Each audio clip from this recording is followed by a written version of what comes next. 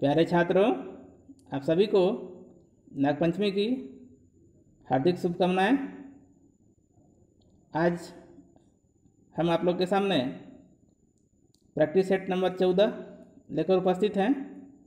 अभी तक हम लोग 13 प्रैक्टिस सेट कंप्यूटर तथा इलेक्ट्रिकल कर चुके हैं, जिसका PDF भी आप लोगों को दे दिया गया है। और नए छात्रों के लिए सूचना है कि हम PDF भी फ्री में उपलब्ध कराते हैं।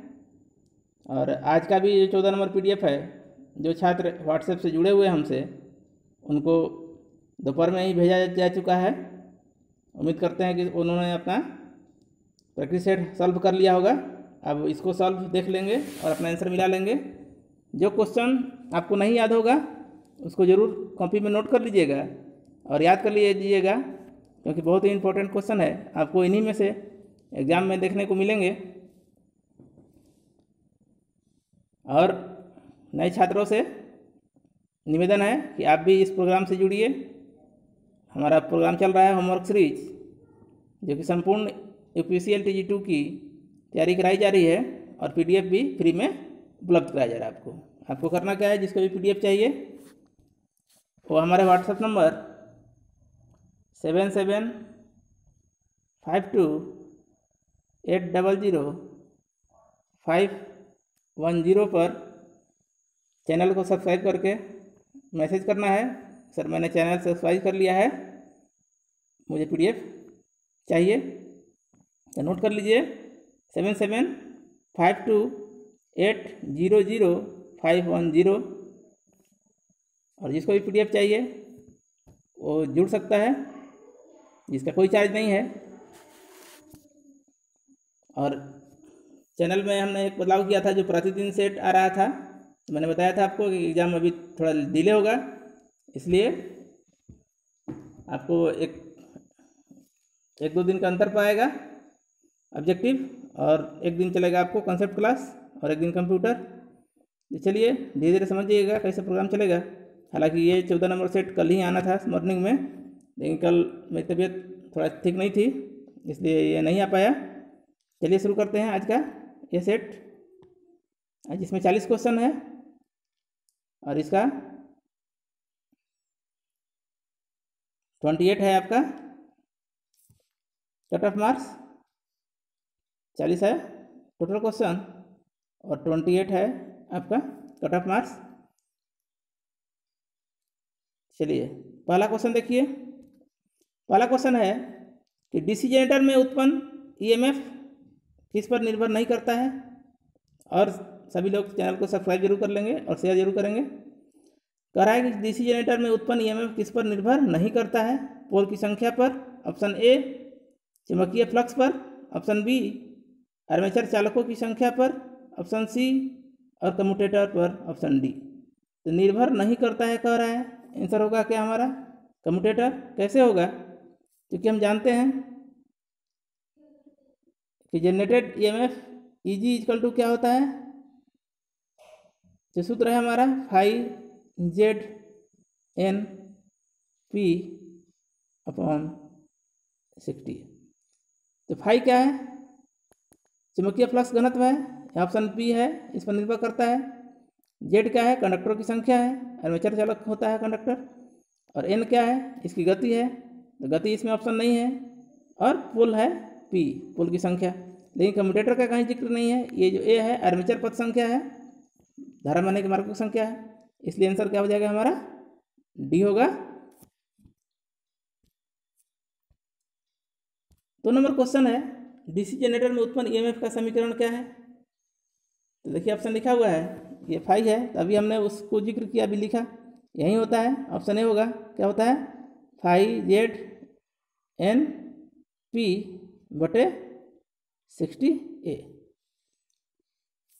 और इसी से न्यूमेरिकल भी पूछा जाता है आपको। न्यूमेरिकल के लिए मैं एक अलग से वीडियो लाऊंगा जिसमें सिर्फ न्यूमेरिकल रहेगा। चैनल को सब्सक्राइब कर दीजिए, बने रहिएगा हमारे साथ। किसी DC जनरेटर के गति को अगर दोगुनी कर दिया जाए और फ्लक्स स्थिर रहे तो उत्पन्न EMF का मान क्या होगा। अपरिवर्तित रहेगी कि दुगुना होगा कि आधार नहीं है, आधा हो जाएगा, क्या होगा।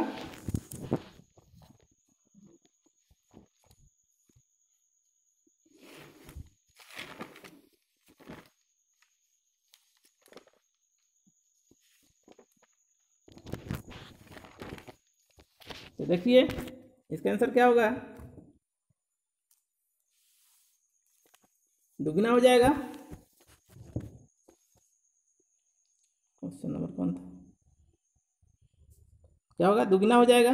कैसे हो जाएगा, तो जो कि हम जानते हैं अभी हम देखे थे EG = 5Z/5U, तो क्या है n इसका क्या है, प्रोपोर्शनल टू है। प्रोपोर्शनल मतलब समानुपाती। समानुपाती का मतलब क्या होता है कि जो दोनों में जो अनुपात है, अगर ये बढ़ रहा है तो वो भी उसी अनुपात में बढ़ेगा। अगर ये दुगना हो गया तो EMF का मान कितना हो जाएगा, ये भी दुगना हो जाएगा, क्योंकि क्या हो गया, फ्लक्स पर कोई चेंजिंग नहीं हो रहा है, यानी सिर्फ इसी का रिलेशन हमको देखना है, इसलिए क्या हो जाएगा, हमारा दुगना हो जाएगा।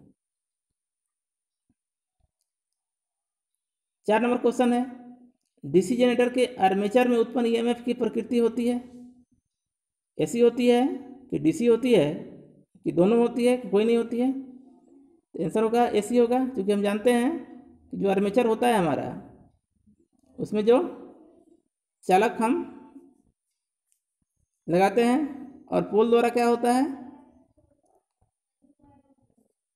फ्लक्स उत्पन्न किया जाता है, जो एक मैग्नेटिक क्षेत्र बनाता है, जिसमें इसको जब हम घुमाते हैं तो आर्मेचर कंडक्टर कट करता है और एक आर्मेचर चालक में क्या होता है, EMF उत्पन्न हो जाता है।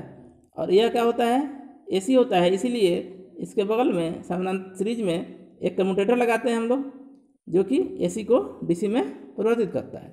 आंसर क्या होगा, देखिए क्वेश्चन अगर आपसे पूछेगा, ध्यान रखिएगा कि DC जनरेटर क्या आउटपुट देता है, किस प्रकार की, तो DC आउटपुट देता है, लेकिन इसके आर्मेचर में जो उत्पन्न होता है वहाँ क्या होगा, आंसर AC होगा, क्योंकि आर्मेचर में AC होता है। इस क्वेश्चन को ध्यान रखिएगा, एग्जाम में आपसे क्या पूछा जा रहा है, आर्मेचर में पूछा जा रहा है कि आउटपुट पूछा जा रहा है। आउटपुट होगा DC, लेकिन आर्मेचर में क्या होगा, AC। कन्फ्यूज मत होइएगा।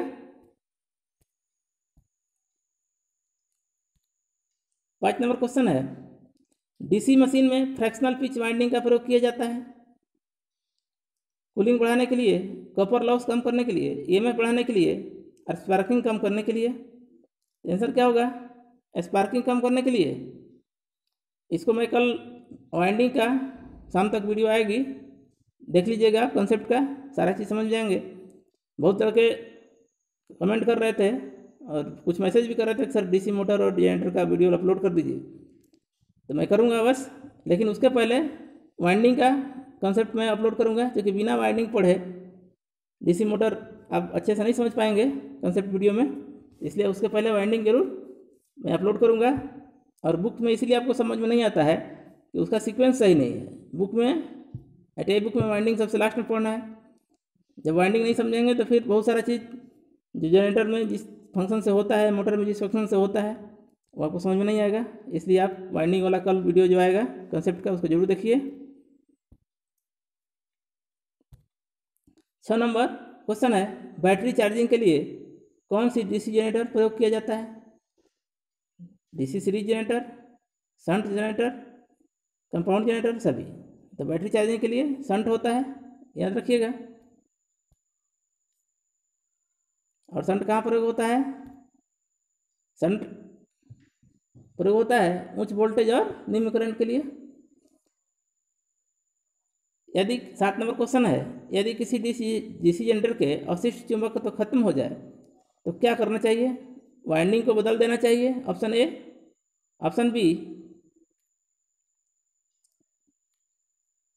ऑप्शन बी बैटरी से कुछ देर सप्लाई देकर एक्साइट करना चाहिए, ऑप्शन C, आर्मेचर की घूर्णन दिशा बदल देना चाहिए। तो क्या होगा, बैटरी से सप्लाई देकर एक्साइट करना चाहिए। होता क्या है, देखिए अब जानते हैं कि जो सेल्फ एक्साइटेड जनरेटर होता है वो स्टार्ट कैसे होता है, तो अवशिष्ट चुंबकत्व द्वारा होता है। अवशिष्ट चुंबकत्व क्या होता है, अब जानते हैं, अवशिष्ट चुंबकत्व जब एक बार हम किसी इलेक्ट्रोमैग्नेट बनाते हैं, किसी सोलेनॉइड पर कॉइल लपेट कर इसमें करंट सप्लाई करते हैं, तो क्या होता है कि इसमें थोड़ा सा चुंबक का गुण रह जाता है, वही गुण क्या कहलाता है, अवशिष्ट चुंबकत्व कहलाता है। और जब नई बैटरी नई जनरेटर निर्माण किया जाता है तो बाहरी सप्लाई देकर उसके वाइंडिंग को एक्साइट कर दिया जाता है और वहीं थोड़ा सा चुंबक बना रह जाता है, इसीलिए वो सेल्फ एक्साइट काम करता है। अवशिष्ट चुंबकत्व द्वारा ही जो पहले से उसके पास जो इलेक्ट्रिक फील्ड बनना होता है उसी को कट करता है, आर्मेचर में उत्पन्न होता है और आर्मेचर से फिर करंट पोल को सप्लाई मिलता है और इसके बाद क्या होता है, वो धीरे धीरे और ज़्यादा मैग्नेटिक फील्ड बनाता है और फ्लक्स निर्माण ज़्यादा होता है जब, तो ईएमएफ भी ज़्यादा उत्पन्न हो जाता है। लेकिन बहुत देर अगर हम बहुत दिनों से जनरेटर को स्टार्ट नहीं करें, बंद छोड़ दें, तो क्या होता है, अवशिष्ट चुंबकत्व तो समाप्त हो जाता है। तो फिर से हमको बाहर से देके उसको एक बार एक्साइट करना होता है, तो बैटरी दे सप्लाई देकर हमको एक्साइट करना चाहिए। तो उम्मीद करते हैं समझ गए होंगे आप। 8 नंबर जो क्वेश्चन है, लैप वाइंडिंग में किए हुए डीसी जनरेटर में ब्रश की संख्या होती है पोल की संख्या के बराबर।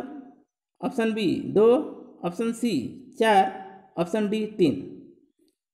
तो क्या होगा, पोल की संख्या के बराबर। देखिए यहाँ एक ट्रिक बताते हैं आपको, लैप वाइंडिंग में या वेव वाइंडिंग में पोल की संख्या या समांतर पथों की संख्या दोनों बराबर होते हैं, क्योंकि इन्हीं के द्वारा हमें आउटपुट प्राप्त होता है और जब हम इसका सप्लाई करते हैं तो इन्हीं के सारे जुड़े होते हैं। तो लैप वाइंडिंग में हमेशा क्या होगा, पोल की संख्या के बराबर होगा, क्योंकि इसमें वाइंडिंग क्या होता है, उस टाइप का बना होता है। चलो वाइंडिंग चैप्टर में इसको ज़्यादा क्लियर करेंगे।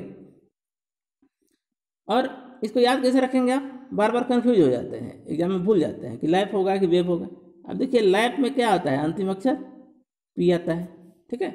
अब पी मतलब क्या होता है, पोल, यानी जहाँ लैप आएगा तो पी याद रखना है, पी से पकड़ लेंगे कि पोल की संख्या के बराबर। अब वेव में तो 2 होता ही है, तो वेव में याद रखिए 2। अब एक ही याद रखना है आपको, कौन, एक तो 1 का 2 होता है वेव में, ठीक है। अब याद रखना है कि आपको लैप मतलब पी मतलब पोल, और आप कभी भी एग्जाम में गलत नहीं करेंगे। उम्मीद करते हैं आप समझ गए होंगे। और जिसको नहीं समझ में आएगा कमेंट करेगा, मैं अगले वीडियो में उसका एक्सप्लेनेशन कर दूंगा थोड़ा सा, जैसा भी सजेशन आएगा। 9 नंबर क्वेश्चन है, डीसी जनरेटर के लिए कौन सा समीकरण सही है। डीसी जनरेटर के लिए कौन सा समीकरण सही है। भी मतलब यहाँ आउटपुट वोल्टेज से है और ईजी मतलब क्या है, जनरेटेड ईएमएफ से है। तो V इक्वल टू ईजी यानी generated EMF minus I R है, आई मतलब आर्मेचर करंट, और आर ए मतलब आर्मेचर प्रतिरोध, ठीक है। बी है V equal to E G minus I A into A N नहीं है ये आर ए, और V equal to E G into I R A none. तो क्या होगा, ऑप्शन ए हो जाएगा आपका आंसर। क्योंकि इसलिए हो जाएगा कि देखिए जो आउटपुट होता है वो जनरेटेड से क्या होता है, कम होता है। जो आउटपुट हमको मिलता है जितना आर्मेचर में हुआ, और जो आर्मेचर में वोल्टेज ड्रॉप हो जाता है आर्मेचर कंडक्टर द्वारा या ब्रश द्वारा, वो माइनस हो जाता है, तो उतना घट गया। इसलिए क्या हो गया, जनरेटेड ईएमएफ से ये आर्मेचर में जो ड्रॉप होता है उसको घटा दिया जाता है, ये मिलता है। तो याद रखिएगा, इसमें बार बार कन्फ्यूजन हो जाता है, जो कि मोटर में क्या होता है, प्लस होता है, ठीक है। V equal to E plus I R. Motor आएगा तो किसी करेंगे दोनों को कंपेरिजन करके। अभी इतना आप याद रखेंगे, इस पर क्वेश्चन भी आपको पूछा जाएगा न्यूमेरिकल। तो आंसर क्या होगा, A V equal to E G minus I R. 10 number question है, एक सेपरेटली एक्साइटेड डीसी जनरेटर में फील्ड वाइंडिंग को निम्न में से किसके द्वारा एक्साइट किया जा सकता है। बैटरी के द्वारा, डीसी शंट जनरेटर के द्वारा, रेक्टिफायर के द्वारा, कि सभी के द्वारा। तो क्या आंसर होगा, सभी के द्वारा, क्योंकि हम जानते हैं कि सेपरेटली एक्साइटेड जो होता है उसमें हम पोल में जो वाइंडिंग होता है उसको बाहरी सप्लाई देते हैं मैग्नेटिक फील्ड बनाने के लिए। तो डीसी जनरेटर शंट जनरेटर से भी दे सकते हैं, बैटरी भी दिया जा सकता है और रेक्टिफायर भी दिया जा सकता है, क्योंकि इस तीनों का काम क्या है, आउटपुट करंट देना। और ये निर्भर करता है किस प्रकार का हमारा जनरेटर है। 11 नंबर क्वेश्चन है, जनरेटर के संबंध में कौन सा सही है। इंड्यूस्ड वोल्टेज का मान हमेशा उत्तेजित वोल्टेज के मान से कम होता है। उत्पादित वोल्टेज हमेशा उत्तेजित वोल्टेज के बराबर होती है। ऑप्शन सी है, उत्पादित वोल्टेज हमेशा अधिक होता है उत्तेजित वोल्टेज से, इनमें से कोई नहीं। आंसर क्या होगा, उत्पादित वोल्टेज हमेशा अधिक होती है उत्तेजित वोल्टेज से। यानी कहने का मतलब है कि जो हम सप्लाई देते हैं जनरेटर को, सेपरेटली एक्साइटेड है तो बाहर से देंगे ना, कोई भी जनरेटर मान लीजिए छोटा सा लगा दिए, किसके लिए, इलेक्ट्रिक फील्ड उत्पन्न करने के लिए, मैग्नेटिक फ्लक्स बनाने के लिए। जब मैग्नेट बनाएंगे तभी होगा मैग्नेटिक फ्लक्स या इलेक्ट्रिक फील्ड। उससे जो उत्पादन होगा उससे ज़्यादा होगा। यही एक तरह से मान लीजिए कि हम एग्जाम्पल के रूप ले सकते हैं, जैसे कोई भी हम पौधा रोपते हैं, क्या रोपते हैं, बीज रोपते हैं, फिर उससे हमको ज़्यादा उत्पादन होता है। अगर बीज से ज़्यादा हमको उत्पादन ही नहीं हो, कम हो, तो क्या मतलब है उसको लगाने का? तो क्या होगा, हमेशा क्या होगा, उत्पादन अधिक होगा। किसका? अप्लाइड वोल्टेज से, यानी जो वोल्टेज हम सप्लाई देते हैं चुंबक बनाने के लिए। निम्न में से कौन सा सेल्फ एक्साइटेड डीसी जनरेटर है? अस्थायी चुंबक प्रयोग होने वाला, इलेक्ट्रोमैग्नेट, कि दोनों, इनमें से कोई नहीं। तो क्या होगा, दोनों होगा, क्योंकि जो छोटा जनरेटर होता है जिसे हम डायनेमो कहते हैं, उसमें क्या होता है, अस्थायी चुंबक प्रयोग किया जाता है, जबकि इलेक्ट्रोमैग्नेट में क्या करते हैं,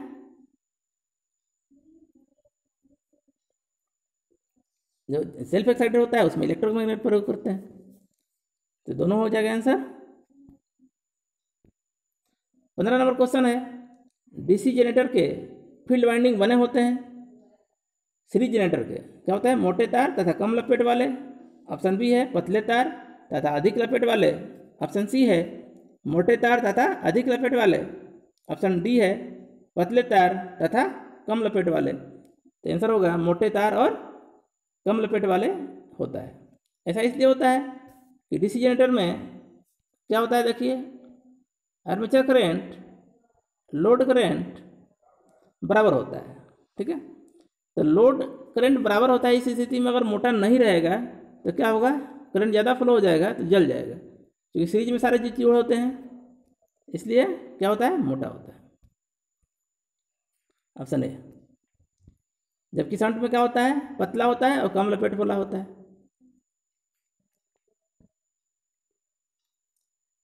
16 नंबर क्वेश्चन है, डीसी सीरीज जनरेटर के संबंध में कौन सा सही नहीं है? आर्मेचर करंट बराबर फील्ड करंट बराबर लोड करंट सही है, यही आंसर हो जाएगा, क्योंकि अभी मैंने पढ़ाया कि तीनों क्या होता है, सीरीज में जुड़ने के कारण बराबर होता है, ठीक है। 17 नंबर क्वेश्चन है, शंट जनरेटर में कौन होता है? तो शंट जनरेटर में दोनों समानांतर में जुड़ा होता है, फील्ड और आर्मेचर, इसलिए क्या हो जाता है, ये आई ए बराबर आई L S minus S H S हो जाता है। आंसर हो जाएगा हमारा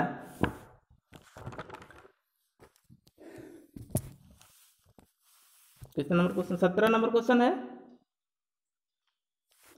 बी आंसर हो जाएगा। ये जुड़ जाएगा, क्यों जुड़ जाता है, ध्यान रखिए, क्योंकि हम जानते हैं कि ये क्या होता है, आर्मेचर और फील्ड समानांतर में जुड़े होते हैं, और यहाँ लोड होता है, तो जो लोड है, यह आर्मेचर है, ये क्या है, दोनों आपस में जुड़ जाता है, इसलिए एक आंसर हो जाएगा, बी आंसर हो जाएगा हमारा। I A equal to I L S plus I S H, मतलब लोड करंट और शंट फील्ड करंट, समांतर में जुड़ने के कारण ऐसा होता है। 18 नंबर क्वेश्चन है, यदि शंट जनरेटर को स्टार्टिंग के समय लोड से जोड़ दिया जाए तो क्या होगा? ईएमएफ का मान बढ़ जाएगा, ईएमएफ का मान घट जाएगा, और ईएमएफ पर कोई प्रभाव नहीं पड़ेगा, तो क्या होगा, ईएमएफ का मान घट जाएगा। इसलिए घट जाएगा क्योंकि मैंने बताया आपको ये आर्मेचर है और ये शंट फील्ड करंट है और ये लोड करंट है, तीनों समानांतर में जुड़े होते हैं। तो अगर इसका मान ज़्यादा हो जाएगा और स्टार्टिंग में ही जोड़ देंगे तो इसका मान ज़्यादा हो जाएगा, तो इधर ही फ्लो शुरू हो जाएगा, इसलिए यहाँ ईएमएफ क्या होगा, उत्पन्न ही नहीं हो पाएगा। तो क्या हो जाएगा, घट जाएगा, या बिल्कुल जीरो भी हो सकता है, ठीक है, अगर बहुत ज़्यादा लोड ले दिए। इसलिए शंट जनरेटर को कहा जाता है कि बिना लोड के स्टार्ट करना चाहिए, स्टार्ट करने के बाद लोड देना चाहिए, ठीक है।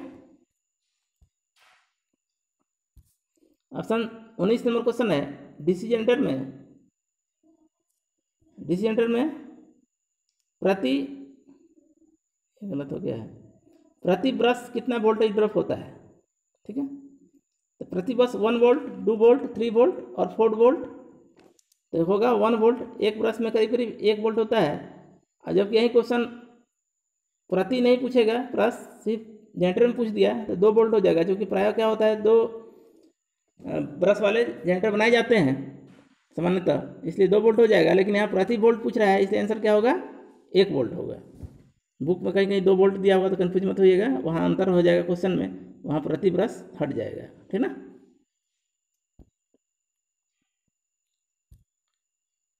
20 नंबर क्वेश्चन है, आर्मेचर फ्लक्स का मान मेन फ्लक्स पर आर्मेचर फ्लक्स, थोड़ा सा क्वेश्चन गलत हो गया है। आर्मेचर फ्लक्स का प्रभाव जब मेन फ्लक्स पर पड़ता है तो क्या कहलाता है। क्वेश्चन जो है ये सुधार लीजिएगा। आर्मेचर फ्लक्स का प्रभाव अगर मेन फ्लक्स पर पड़ता है तो क्या कहलाता है। ऑप्शन ए फ्लक्स दुष्प्रभाव, आर्मेचर प्रतिक्रिया, ऑप्शन सी आर्मेचर आकर्षण, इनमें से कोई नहीं। आर्मेचर प्रतिक्रिया कहते हैं। आर्मेचर प्रतिक्रिया क्या होता है, जब 2 पोल है और बीच में हम देखते हैं आर्मेचर लगाते हैं, और फैराडे के नियम से हम जानते हैं कि जब भी हम किसी सोलेनोइड में अगर हम इलेक्ट्रिक करंट देते हैं तो क्या होता है, उसमें ईएमएफ उत्पन्न हो जाता है। कट करता है तो ईएमएफ उत्पन्न हो जाता है, लेकिन क्या होता है एक मैग्नेटिक फ्लक्स का निर्माण होता है। जब पोल में सप्लाई दिए तो यहाँ तो मेन फ्लक्स हुआ, इसको मेन फ्लक्स बोलते हैं, पोल के द्वारा जो मैग्नेटिक फील्ड बना, और इसके बीच में आर्मेचर को घुमा रहे हैं हम, तो यहाँ ईएमएफ उत्पन्न हुआ कंडक्टर में, और इस कंडक्टर में ईएमएफ के कारण इसमें भी करंट फ्लो हुआ, तो इसका भी एक फ्लक्स का निर्माण होता है, ठीक है। अगर एक नॉर्थ से साउथ जा रहा है तो जब ये फ्लक्स यहाँ आएगा तो इसके विपरीत काम करने लगता है, तो ये क्या करता है, उसको डिस्टर्ब करता है, इसी को आर्मेचर रिएक्शन कहलाता है। इसका प्रभाव क्या होता है कि ईएमएफ का मान कम हो जाता है, इसीलिए इसको न्यूट्राइज करने के लिए यहाँ इंटरपोल भी लगाते हैं हम, और बहुत सारा चीज़ करते हैं, स्टेबलाइजर रिंग लगाते हैं। तो आगे हम लोग पढ़ेंगे कॉन्सेप्ट वीडियो में इसको। 21 नंबर क्वेश्चन है, डीसी जनरेटर में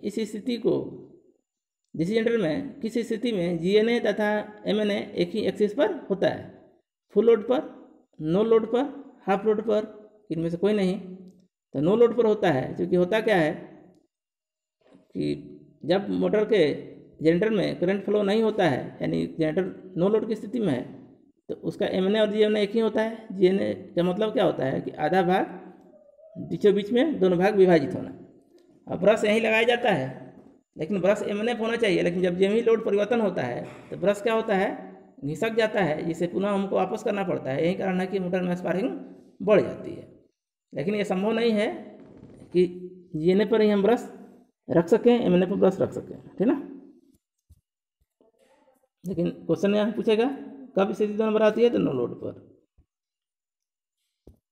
22 नंबर क्वेश्चन है, डीसी जनरेटर में इंटरपोल वाइंडिंग लगा होता है आर्मेचर के सीरीज में, आर्मेचर के समानांतर में, कि फील्ड के सीरीज में, कि फील्ड के समानांतर में। तो आर्मेचर के सीरीज में लगा होता है, और इसीलिए लगा होता है कि आपको ये स्पार्किंग भी कम कर सके और आर्मेचर रिएक्शन को दूर कर सके, ताकि मेन फ्लक्स पर प्रभाव कम पड़े।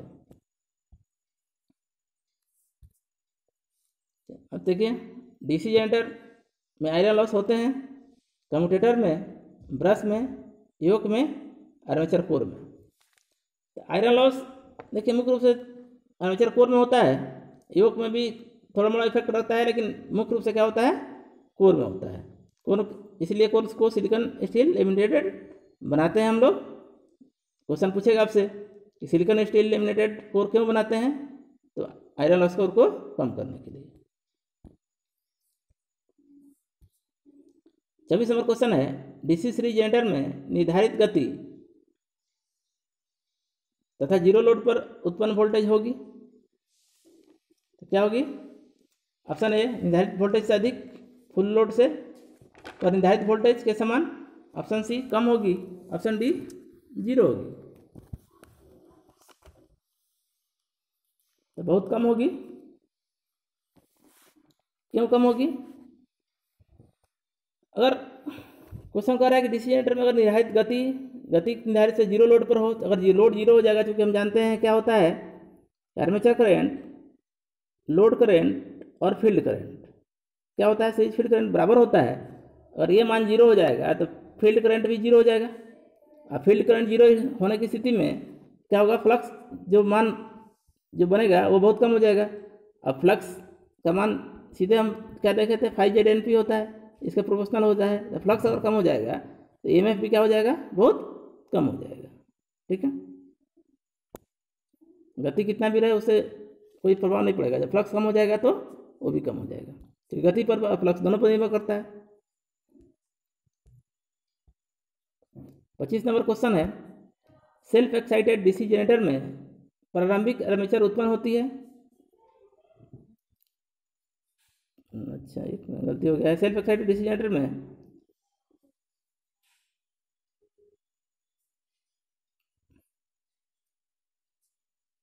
सेल्फ एक्साइटेड डीसी जनरेटर में प्रारंभिक आर्मेचर धारा छूट गया है, यहाँ क्या लिख दीजिएगा, धारा प्रारंभिक आर्मेचर धारा उत्पन्न होती है जो किसके कारण होती है, अस्थायी चुंबक से, अवशिष्ट चुंबक से, डीसी स्रोत से, आर्मेचर गति से। तो क्या होता है, अवशिष्ट चुंबक से होता है, क्योंकि हमने बताया था आपको जब बनाते हैं हम जनरेटर सेल्फ एक्साइटेड तो क्या होता है, पहले से उसमें बाहरी सोर्स से दे दिया जाता है। इसीलिए जब वहाँ मैग्नेट पहले से रहता है, थोड़ा सा जब ही घुमाते हैं तो उसमें क्या होता है, अवशिष्ट चुंबक के कारण आर्मेचर कंडक्टर में EMF उत्पन्न हो जाता है, जिसके कारण करंट भी उत्पन्न हो जाता है। तो बी आंसर होगा। 29 नंबर क्वेश्चन है, इक्वलाइजर रिंग का प्रयोग, इक्वलाइजर रिंग को क्या कहा जाता है, समकारी रिंग भी कहा जाता है, प्रयोग किया जाता है लैप वाइंडिंग में, वेव वाइंडिंग में, बोथ में, नन में। तो क्या आंसर होगा, लैप वाइंडिंग में किया जाता है। लैप वाइंडिंग में क्यों किया जाता है कि इसमें कई पथ होते हैं और इसके कारण क्या होता है कि जो ब्रश पर पहुंचना चाहिए समान धारा आउटपुट के लिए तो वहाँ नहीं पहुंच पाता है, जहाँ इसलिए स्पार्किंग बढ़ जाता है। इसलिए एक इक्वलाइजर रिंग आ जाता है कि सभी ब्रशों को समान रूप से करंट प्रवाहित हो सके। ठीक है, चलिए अब देखिए 30 नंबर क्वेश्चन, डीसी जनरेटर को और क्या कह सकते हैं हम, एक प्राइम मूवर भी कह सकते हैं, रोटेटिंग एम्पलीफायर भी कह सकते हैं, पावर पंप भी कह सकते हैं, कि इनमें से कोई नहीं कह सकते हैं। तो क्या कह सकते हैं, रोटेटिंग एम्पलीफायर भी कह सकते हैं, क्योंकि इसका कार्य जो है AC को DC में बदलना है, और रोटेटिंग एम्पलीफायर का भी काम, चाहे मैकेनिकल रेक्टिफायर का भी काम यही होता है। 31 नंबर क्वेश्चन है, समकारी रिंग का कार्य क्या होता है, अभी मैंने जिक्र किया, क्या होता है, कम्यूटेटर पर चिंगारी रहित ब्रश को समान धारा वितरण करना होता है। आंसर बी हो जाएगा। 32 नंबर क्वेश्चन है, डीसी मशीन में उच्चतम दक्षता कब होगी, ये क्या आवश्यक है, variable loss equal to half constant loss. Option B है वेरिएबल लॉस इक्वल टू दुगना कांस्टेंट लॉस। ऑप्शन सी है variable loss equal to constant loss, या कपर लॉस बराबर आयरन लॉस। तो आंसर सी होगा। वेरिएबल लॉस किसको कहते हैं कि जो लोड के साथ बदलता है, जिसका मान क्या होगा, लोड बढ़ने से बढ़ जाएगा और लोड घटने से घट जाएगा, वो वेरिएबल लॉस कहलाता है। और लोड पर जो लॉस का डिमांड डिपेंड नहीं करता है वो कहलाता है कांस्टेंट लॉस, स्थिर लॉस। ठीक है, तो वेरिएबल लॉस और कांस्टेंट लॉस जब बराबर होगा तो क्या होगा, यानी आयरन लॉस क्या होता है, आयरन लॉस जो होता है वो लोड पर निर्भर नहीं करता है, उसको कांस्टेंट लॉस कहते हैं। अब कपर लॉस क्या होता है, लोड पर निर्भर करता है, इसे वेरिएबल लॉस कहते हैं। आंसर सी होगा। आयरन लॉस या कपर लॉस दोनों बराबर हो, या वेरिएबल लॉस या कांस्टेंट लॉस बराबर हो, दोनों की बात है। डीसी 33 नंबर क्वेश्चन है, डीसी अधिकतम दक्षता का प्रदान करेगी फुल लोड पर, डीसी मशीन। ठीक है, यहाँ पर मशीन छूट गया है, लिख लीजिएगा। डीसी मशीन फुल लोड पर 30% लोड पर, 50% लोड पर, तो फुल लोड पर करेगी, क्योंकि इसलिए फुल लोड पर करेगी कि फुल लोड पर क्या होता है, IL करंट जब आएगा तो आर्मेचर करंट का मान भी हमारा क्या होगा, बढ़ जाएगा, इसलिए फुल लोड पर होगा। निम्न में से कौन सा जनरेटर सभी लोड पर स्थिर वोल्टेज देता है, शंट, सीरीज, लेवल कंपाउंड कि शॉर्ट शंट कंपाउंड। तो लेवल कंपाउंड जनरेटर होता है आंसर। 35 नंबर क्वेश्चन है, डीसी जनरेटर की दक्षता होती है 90%, 98%, 95%। तो इसकी जो होती है दक्षता 85 से 95% होती है, आंसर सी हो जाएगा। 36 नंबर क्वेश्चन है, डीसी सीरीज जनरेटर का उपयोग किया जाता है प्रकाश लोड के लिए, बैटरी चार्जिंग के लिए और बूस्टर समान प्रयोग के लिए। आंसर होगा बूस्टर समान प्रयोग के लिए। और ऑप्शन देखिए, मोटर अगर डीसी सीरीज मोटर रहेगा तो उसका आंसर ट्रैक्शन होता है, लेकिन यहाँ जनरेटर की बात हो रही है। अब बूस्टर क्या होता है कि एक तरह का बूस्टर प्रयोग किया जाता है कि जो कि ट्रांसमिशन लाइन में सबसे अंतिम में, लाइन के अंतिम में लगाया जाता है। ये भी क्वेश्चन कभी कभी पूछ देता है। और शंट, बैटरी चार्जिंग के लिए शंट का प्रयोग किया जाता है, प्रकाश लोड के लिए भी शंट का प्रयोग किया जाता है। ठीक है,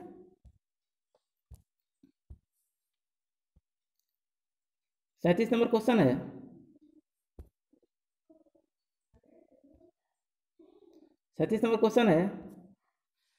किस अवस्था पर दो जनरेटर को समानांतर में लगाया जा सकता है यदि दोनों की, ऑप्शन ए है दोनों जनरेटर समान वोल्टेज होना चाहिए, समान पोलरिटी होना चाहिए, समान क्षमता के होने चाहिए, उपयुक्त सभी। तो सभी होगा। दो समानांतर जोड़ने का कार्य मतलब होता है कि जहाँ एक जनरेटर हो उसके बदले दो जनरेटर जोड़ दिया जाए, तो दोनों के लिए कंडीशन है तो समान होना चाहिए वोल्टेज, पोलरिटी समान होना चाहिए। मतलब अगर एसी रहता तो और बी फेज सीक्वेंस लेते, लेकिन यहाँ डीसी है तो यहाँ पॉजिटिव और नेगेटिव टर्मिनल की बात हो रही है। और दोनों का समान क्षमता होना चाहिए। अगर ऐसा नहीं होगा तो क्या होगा, आउटपुट हमको कम ही मिल जाएगा, कोई फ़ायदा नहीं होगा। और समानांतर भी इसलिए जोड़ा जाता है ताकि हम, बहुत सारे फ़ायदा होता है उसका। एक तो फ़ायदा होता है कि हमको धोने में आसानी पड़ जाती है, दूसरी क्या होती है कि अगर एक बिगड़ गया तो हम सप्लाई जारी रख सकते हैं, दूसरी मेंटेनेंस के लिए बड़ी साइज रखने में ऐसा दिक्कत होता है। और सारी चीज़ें हैं जो हम चूँकि कॉन्सेप्ट वीडियो लाएंगे उसमें देखिएगा हमको। डीसी जनरेटर की क्षमता, रेटिंग जो होता है, क्षमता को क्या कहते हैं, रेटिंग बोलती हैं। दक्षता और क्षमता में अंतर है, ध्यान रखिएगा। दक्षता की इंग्लिश एफिशिएंसी होती है, जबकि रेटिंग की इंग्लिश क्षमता होती है। तो दक्षता आएगी तो परसेंटेज में आंसर होगा, एफिशिएंसी परसेंटेज में होगा, जबकि रेटिंग क्या होगा, यूनिट में होगा। ये ध्यान रखिएगा। तो kilowatt option A, option B KVA, option C KVAR, option D HP. तो क्या होगा, किलोवाट होगा। ठीक है, जबकि अल्टरनेटर और ट्रांसफार्मर केवीए में होता है, कैपेसिटर केवीआर में होता है, और मोटर जो होते हैं एचपी में होते हैं। ठीक है, रेटिंग उसकी ध्यान रखिएगा। शायद एक क्वेश्चन इससे जरूर पूछा जाएगा, ये सबको याद रखिएगा। आर्क वेल्डिंग के लिए किस प्रकार का डीसी जनरेटर उपयोग किया जाता है, series generator, shunt generator, differential compound, cumulative compound. तो आर्क वेल्डिंग के लिए होता है डिफरेंशियल कंपाउंड जनरेटर।